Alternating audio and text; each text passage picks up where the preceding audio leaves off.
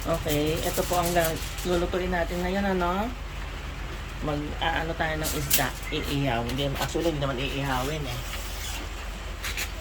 Ito pang ilalagay natin, palaman, kamatis, sibuyas, luya, at bawang. Okay? Pero po, aasnan muna natin yung bangos.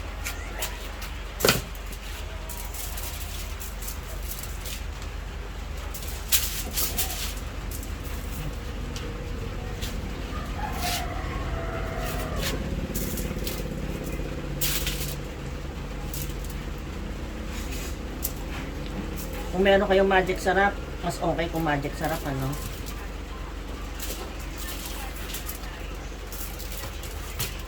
Tapos lagay na po natin tong palaman niya. Haluin natin, ayan. Lalagyan na natin dito sa ano.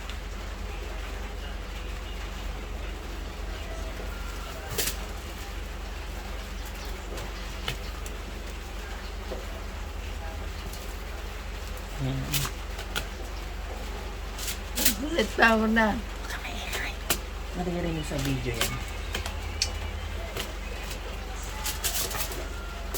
Yan, ano. Ayan na po. Yan. Tapos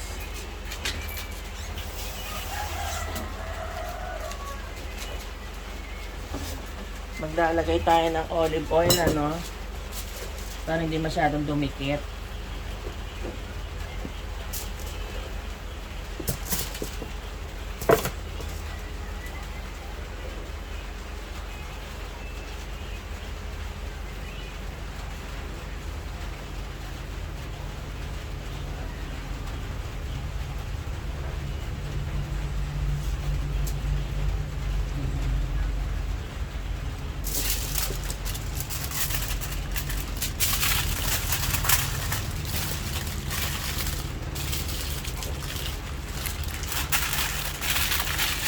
Lulutin na po natin, ha.